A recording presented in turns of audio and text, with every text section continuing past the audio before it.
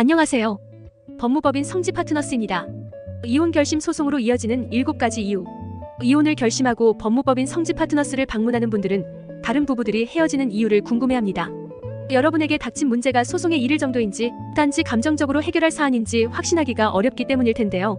현재 대한민국은 2023년 통계를 기준으로 인구 1000명당 2명이 이혼에 이르는 정도라고 합니다. 이는 선진국들과 비슷한 수준으로 알려져 있습니다. 그중 가장 많이 알려진 이혼 결심 이유는 성격 차이입니다. 하지만 단순한 성격 차이만으로는 이혼 소송이 불가능합니다. 그렇기 때문에 이혼 결심 후 소송을 준비하는 많은 부부들이 상대 측의 잘못을 과장하여 혼인 파탄의 책임을 넘기려고 하는 것인데요. 이번 글에서는 이혼을 결심하는 7가지 이유와 소송이 가능한 사례를 자세히 말씀드리겠습니다. 이혼 결심하는 7가지 이유. 첫 번째, 부부간 성격과 가치관이 맞지 않아 갈등이 지속된다. 두 번째, 수입이나 지출 관리가 되지 않아 경제적인 문제로 갈등이 발생한다. 세 번째, 배우자가 외도를 하는 등의 부정행위를 저질렀다. 네 번째, 배우자의 가족 또는 본인의 가족 간 불화가 심하다. 다섯 번째, 배우자로부터 학대나 폭력을 당하였다. 여섯 번째, 배우자나 본인의 건강 문제로 혼인을 유지하기 어렵다. 일곱 번째, 장기적인 별거에 이르러 혼인 관계가 회복되기 어렵다. 이 7가지가 부부가 이혼 결심에 이르는 대표적인 이유로 꼽힙니다. 이 중 소송을 제기할 수 있는 사유도 포함되어 있습니다.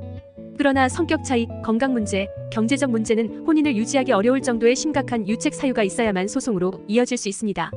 만일 해당 이혼 사유에 대한 정확한 증거가 제시되지 않는다면 법원은 기각 판결을 내릴 수 있으며 부부의 혼인은 해소되지 않습니다. 특히 이혼 소송 시에 위자료를 청구하는 것은 혼인 파탄의 책임을 상대방에게 묻는다는 것을 의미합니다. 부정행위, 학대, 폭력, 일방적인 가출로 인한 장기 별거는 명확한 유책 사유에 해당하므로 상대에게 위자료를 청구할 수 있습니다. 하지만 재산 분할, 자녀에 대한 양육권 문제는 유책 사유와 별개의 문제로 치부된다는 점을 유의하며 소송을 준비하여야 합니다. 미성년 자녀에 대한 양육권 지정은 자녀의 복리를 중점적으로 두고 판단되며 재산 분할은 재산 형성에 기여를 두고 판단됩니다. 이에 소송으로 위자료, 양육비 청구, 부부 공동재산 청산 부분을 유리하게 선점하려면 경험이 많은 변호사의 조력이 필요한 사안입니다.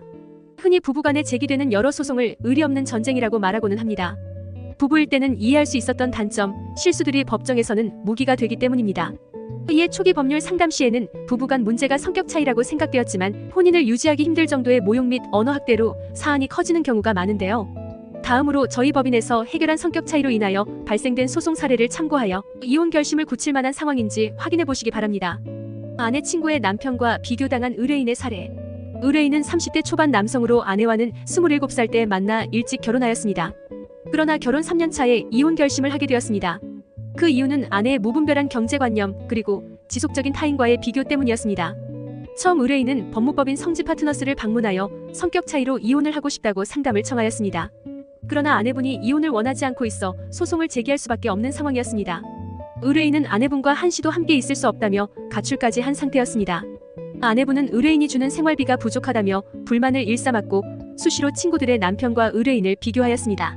이에 오랜 기간 자존심이 상해왔던 의뢰인이 집을 나오게 되었던 것입니다. 의뢰인의 결심이 매우 확고하였고 의뢰인이 제시한 증거에 따르면 아내분의 모욕적인 대우도 심각한 정도인 것으로 판단되어 법무법인 성지 파트너스에서 조력하게 되었습니다. 의뢰인으로부터 위임을 받은 대리인은 단순한 성격 차이가 아닌 배우자의 지속적인 부당한 대우를 혼인 파탄의 사유로 밝히며 가정법원에 소장을 제출하였습니다. 이에 아내분 역시 대리인을 선임하여 기각 결정을 구하는 소장 답변서를 제출하였습니다. 이후 아내분은 의뢰인에게 장문의 메시지를 여러 건 보내며 집으로 돌아오라 회유하였습니다. 그러나 의뢰인은 아내분의 평소 모습과 다르다며 의심을 표하였습니다. 대리인이 내용을 검토해보니 아내분이 변호사의 코칭을 받은 듯 하였습니다. 의뢰인의 이혼 결심은 변함이 없었기에 대리인은 추가 증거를 제출하고 4차례의 변론 기일을 철저히 준비하였습니다. 그 결과 법원은 피고 아내가 원고 의뢰인에게 부당한 대우를 한 점을 인정하여 1천만 원의 위자료를 지급하라고 결정하였습니다. 결혼 기간이 짧았기 때문에 재산 분할은 각자의 재산으로 청산하게 되었습니다. 아내분이 부부가 거주 중인 아파트에 대한 권리를 주장하였으나 결혼 전 의뢰인의 부모님께서 90% 이상을 기여한 점이 인정되어 받아들여지지 않았습니다. 본 사례는 초기에는 단순한 부부간 성격 차이 문제로만 비추어졌습니다. 그러나 사안을 제대로 들여다보니 배우자의 부당한 대우가 있었습니다. 민법 제840조 제3호에 따르면 배우자로부터 심히 부당한 대우를 받았을 때는 이혼이 가능합니다. 이 부당한 대우는 혼인 생활을 유지하는 것이 고통인 정도의 인격적인 모욕에 해당합니다. 이처럼 이혼 결심을 한 후에는 소송을 제기하기 이전에 부부에게 구체적으로 어떤 문제가 있는지를 살펴볼 필요가 있습니다. 이혼 전문 변호인과 상담해본 후 신중히 결정하시기 바랍니다. 의상 법무법인 성지 파트너스였습니다. 감사합니다.